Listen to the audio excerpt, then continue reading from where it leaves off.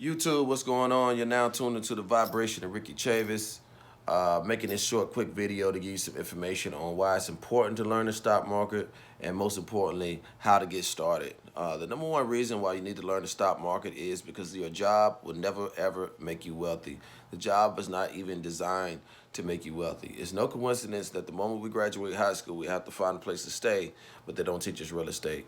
It's no coincidence that the moment we leave high school, we have to learn how to make money, but they never teach us how to do the stock market.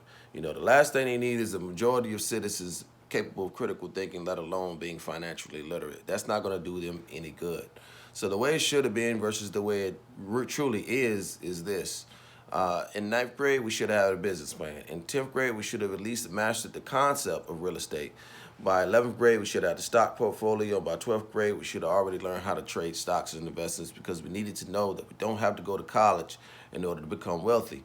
The only thing guaranteed at college is debt from student loans. Free scholarship, fine, perfect.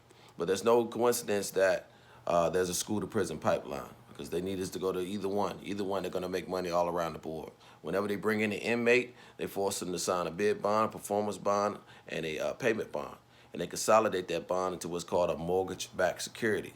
And what they're doing is they're leveraging the labor of the prison inmates with the contracted work that the prisoners contract out. The prisoners may contract out work for millions of dollars, but they only have to pay the prison inmates 6 cents an hour. Can you imagine having a contract for $1 million and all you got to do is pay your employees 6 cents an hour?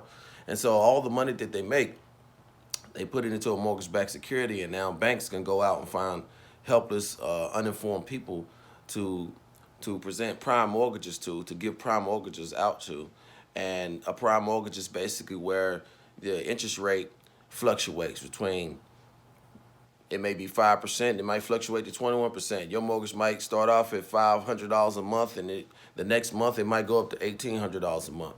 But it guarantees that you'll never be able to last the 30-year length of that mortgage. So they'll give you a 30-year mortgage, but they've already done the analytics the moment you fill out the application. They know for a fact, based on what you make, that you're going to default within about 2 to 3 years. And they don't have to wait 30 years to get that $180,000 they're going to get from that home. They're going to get that $180,000 like that in 3 years the moment you default and they foreclose on you. And so that's how it works. And so you go to college, you get yourself in debt to get a job that's never going to make you wealthy. Number two, inflation. Inflation increases 3% each year. So every year you're going to lose 3% on your money. Any money you have sitting in the bank, you're losing 3% on it every single 12 months that passes by. For example, if you have $1,000 in the bank, if you let it sit in there for 12 months, then you just lost $30. Now you only have $970. If you let the $970 sit in the bank for another year, now you just lost another 3%. So that's about, I don't have a calculator with me, so it might be about $29.10, for example. So 1 year you lost $30. The second year you lost $29.10. Altogether, that's $59.10 you just lost by allowing that original $1,000 to sit in the bank for 2 years. And every year that goes by, the less buying power that money is going to have. And so you're wasting your time putting it in the bank. You're wasting your time putting it in a CD. You're wasting your time to put it in a Roth IRA. You're wasting your time in all those outlets because all those outlets give about an average of about 2% on your money, whereas you can go to the stock market and make a minimum of 10% on your money, and that's just starting out.